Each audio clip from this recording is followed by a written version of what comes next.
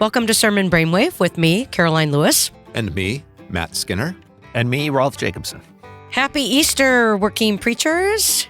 The text for the Resurrection of Our Lord podcast, which is on April 20th, 2025, are from Acts chapter 10, 34 through 43, or Isaiah 65, 17 through 25. The psalm is Psalm 118, 1 through 2, 14 through 24.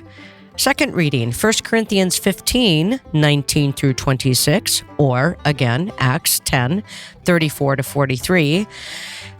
And then Luke 24, 1 through 12, or John 20, 1 to 18. Too many choices. Woo! That's a lot of choices. Happy Easter to the two of you. Christ is risen. He is risen indeed. Alleluia. There you go. Or I was thinking maybe you would hum during I thought about it actually, during my introduction, Rolf, but if you choose Acts 10 for both the first reading and the second reading, then you can shorten up the number of texts. That's true. That's very true. And we should Christ is risen, he is risen indeed.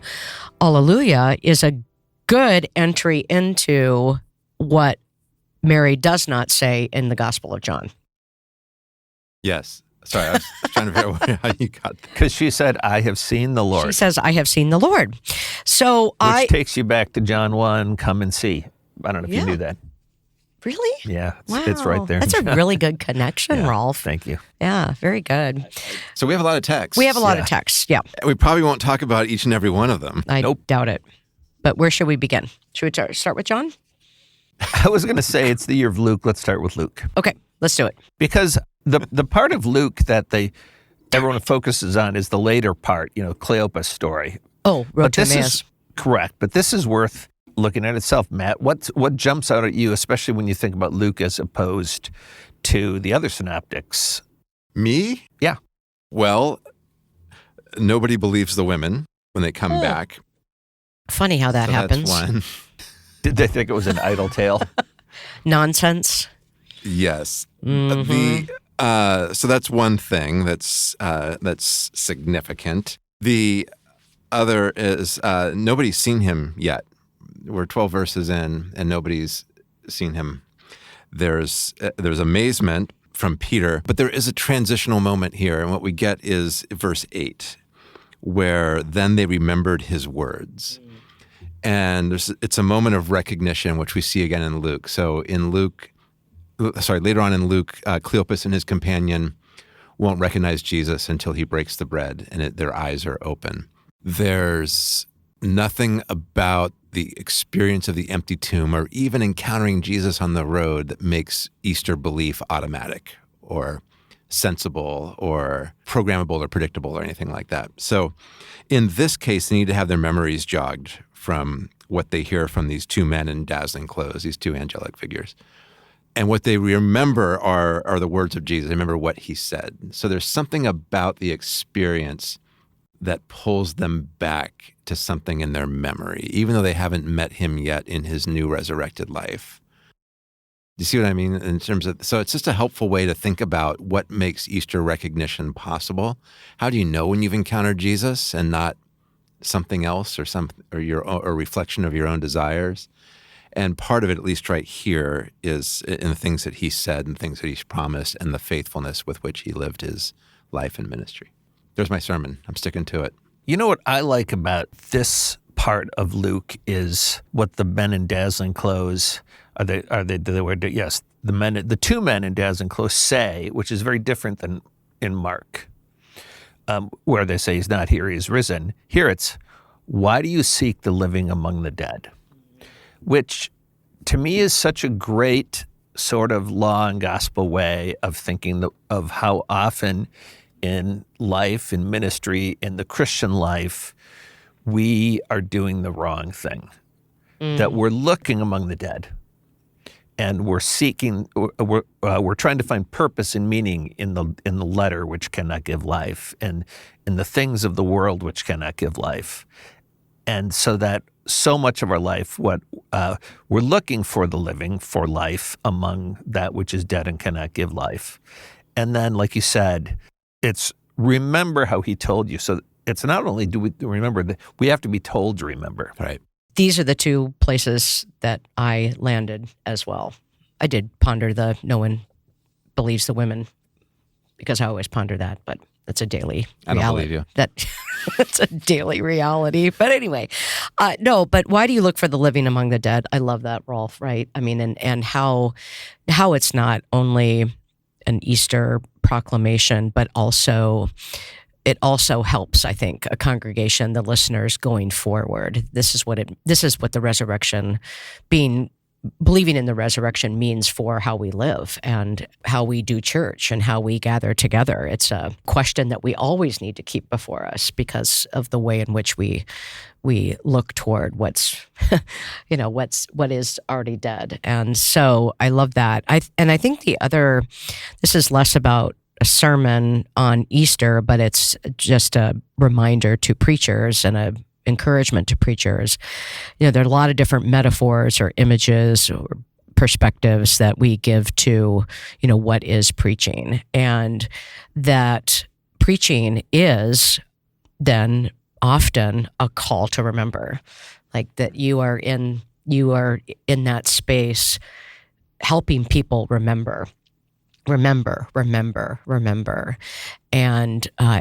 how that is a really important function often of what preaching is to help people remember what Jesus has said, help people remember what Jesus did, making those connections, and that remembrance, that remembrance is also then done in community, and how we help each other remember the ways in which the words that Jesus has shared with us. So I think it's an incredibly powerful verb and charge to remember for Easter Sunday, but also as preachers think about the task and the call of preaching. What about in verse 11 that you've already talked about? Post-Enlightenment, what we think the word believe means here. I know, Karoline, you've talked about many times about the fact that we don't have pistis, faith. We don't have a verb that of the same thing in English like they do. So this is to have faith in or trust in, really. Mm-hmm, mm-hmm.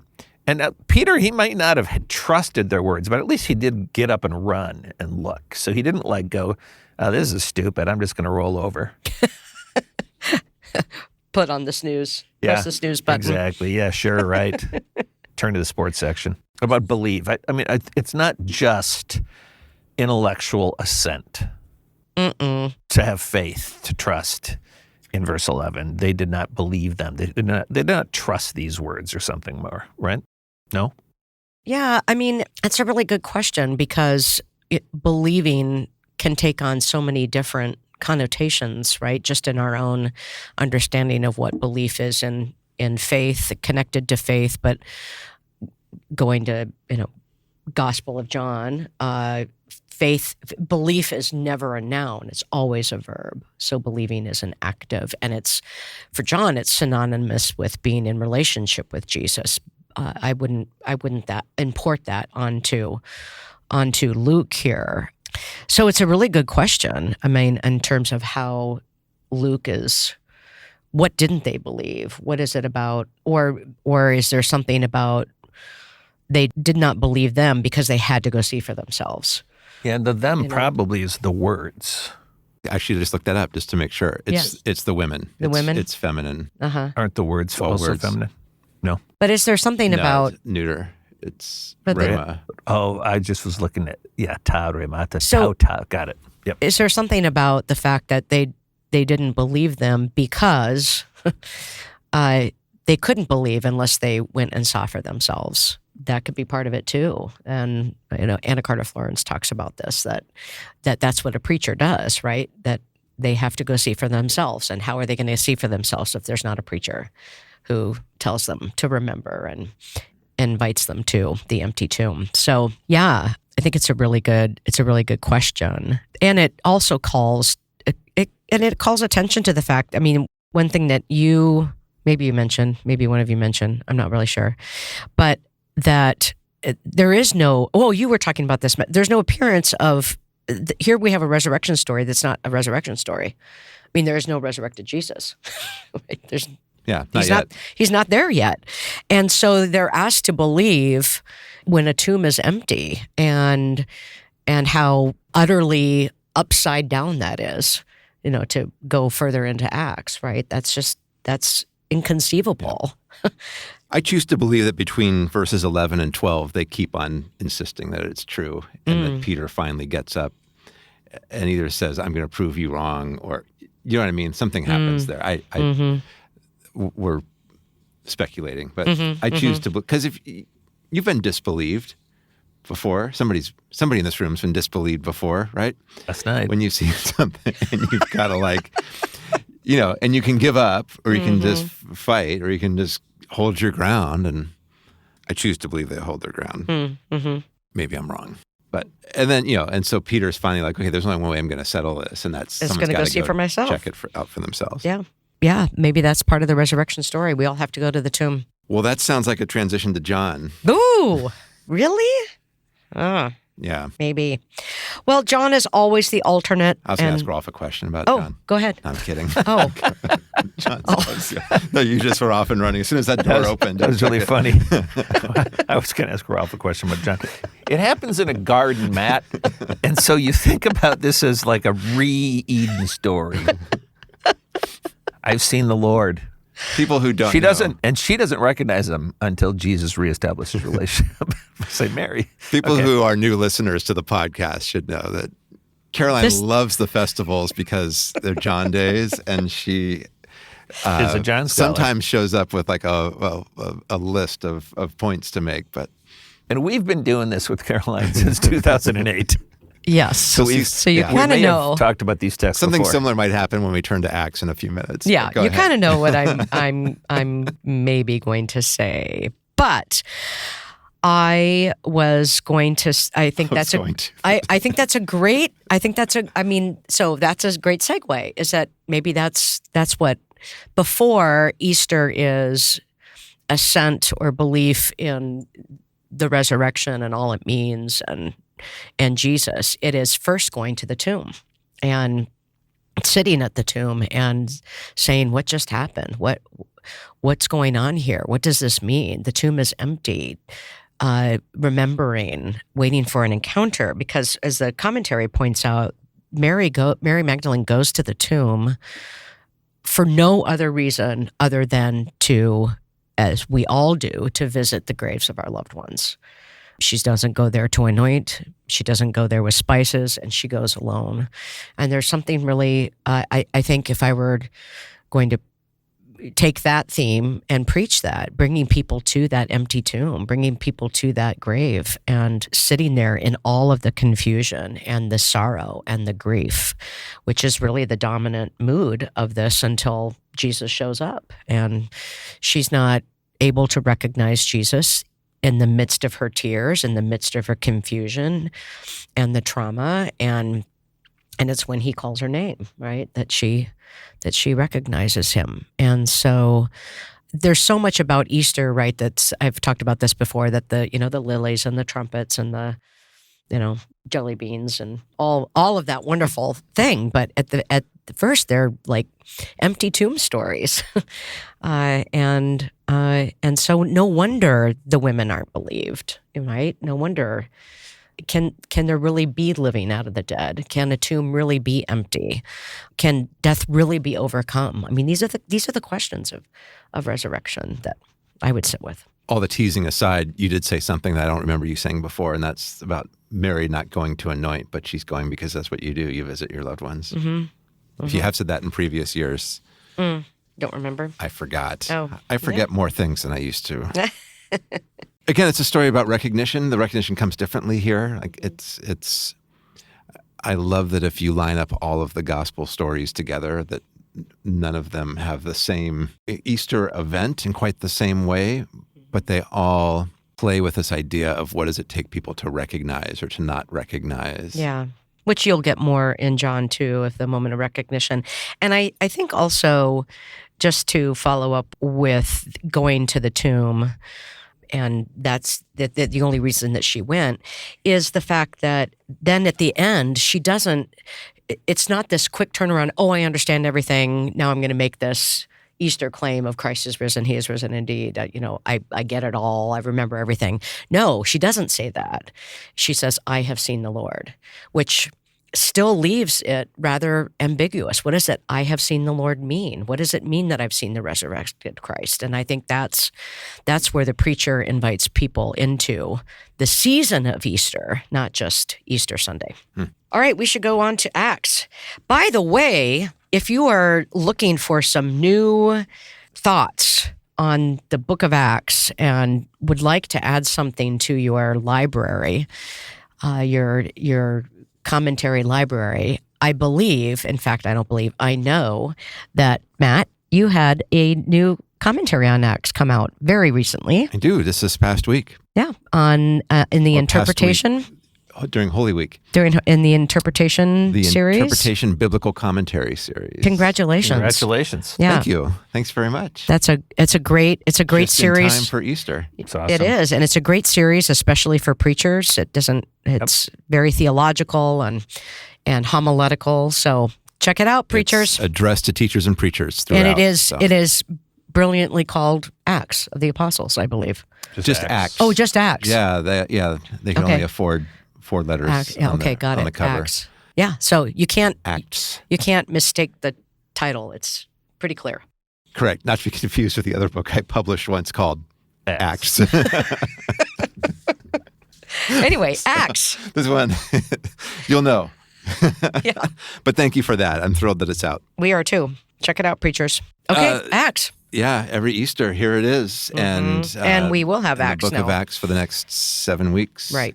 So this is the larger story here, of course, is Peter preaching to Cornelius and Cornelius' household in one of the wilder stories in the book of Acts. But, for Easter, I'm trying to figure out what I can say that I haven't said before in the last 17 Easters. We've talked about Acts 10. My sermon title is But God. But God. Yes. One T. Raised him. But for verse 40. Mm-hmm. Yes. Mm-hmm. They put him to death, verse 39, by hanging him on a tree, but God raised him on the third day. And there's a similar move in Acts chapter 2 in the Pentecost sermon by Peter. This Jesus whom you crucified, God raised from the dead. And this idea of a divine, not a correction necessarily, but an answer back. And to talk about Easter in that way as an apocalyptic moment, an intrusive moment. Ooh, there's another book about Acts. Intrusive God, disruptive gospel. They're all different, I swear. And Matt's done writing about Acts, he said to me recently. I am done. I just accepted one more book essay invitation from a friend who made a very persuasive case. Mm-hmm. Anyway, that's what I would do. I would talk about what do we learn about God on Easter Sunday that perhaps we didn't know or had forgotten previously. Mm-hmm. And here it's God will not permit the Messiah to stay dead. God will not let, another way of putting that, God will not let death overwhelm God's intentions, God's plan. Even something as strong as death is no match for the intentions of God, the purposes of God, which are, of course, lean towards human life. And this takes us away from language that Acts uses in particular, right? But even something as defiling as death, even something as defiling as a tomb and a corpse is no match for divine holiness. God can be present in those spaces and transform those spaces. That's the but God. But God. And unpack the first sentence of this speech and this reading. I understand that God shows no partiality. God is no respecter of persons, I believe the King James puts it, or something like that. Well, Peter's just had his mind blown around, the sheet lowered from heaven. He's standing in the home of a Gentile where he isn't supposed to be or doesn't really want to be under normal circumstances, but God has directed him to go there. And it's not so much that the law no longer applies. I don't think that's what the story's about, but it's rather Peter now understands there can be no distinction. That, in other words, his own holiness, his own purity is not at risk any longer by being in the home of a Gentile. And by implication, then, we'll see that when Gentiles receive the Holy Spirit, a few which is going verses to later, happen any second now, that's a statement that God is not in any means defiled by being, in other words, that they can now share space, they can share table, which sounds a lot easier than it is. And the rest of Acts describes some of the tensions with that. But I think that's what the partiality, it doesn't mean that God doesn't care, that God doesn't show favorites. It's not quite that, but rather God is no longer making distinctions between Jew and Gentile that matter for where God will be present or how and where God will be known. I would say that. And how do we learn that on Easter? I don't think we do. We learn that in the aftermath of Easter. We learn that in the work of the Spirit, whom Jesus sends, which is also an Easter impulse, an Easter moment. So that's what I would say. And so I would say too, right? I mentioned, what do we learn about God on Easter that we hadn't learned before? It's also what are we still yet to learn, which is the lovely part about reading Acts throughout the Easter season. Acts is in many ways a story of the church coming to be led into these new realities that are now true, they're now real, they're now realities because of the life, death, resurrection, ascension of Jesus and the coming of the Spirit. So in other words, Easter is just the beginning. It's not a one day where we think back, would have been really cool to be there. We live now in the currents that Easter, pours out into the world. Looking for a metaphor here. The book's better. I'll wait for the movie. Yeah, there you go. Movie rights. I go. think I signed those away somewhere in a contract. Wow. Anything we want to say about 1 Corinthians or the Psalm for this Easter Sunday? I think 1 Corinthians, it's obviously this is a very dense, very long, important chapter, but these verses are pulled out here, and I think they do have something at least to offer to the preacher to think about, which is that what does the resurrection mean in people's lives? And this is often a funeral text, and in a lot of congregations, people are going to die this week. A lot of folks make it to Easter, and or that you're going to have, whether or not they made it to Easter, there's still that this text in the Easter season is going to also continue to be worth reading and reflecting on, that the text also means something for our future. That not only does Easter teach us that Jesus had a future beyond crucifixion, but that because God gave him a future beyond that, there's also a promise that we will have a future. And maybe that's where you could bring in the Psalm. Verse 17, I shall not die, but I shall live and recount the deeds of the Lord. Sermon Brainwave is a production of Luther Seminary's Working Preacher. Working Preacher has been a trusted source of inspiration, interpretation, and imagination for preachers worldwide since 2007. Find episodes and links at workingpreacher.org/brainwave, and be sure to rate, subscribe, and comment on YouTube. Thanks for joining us.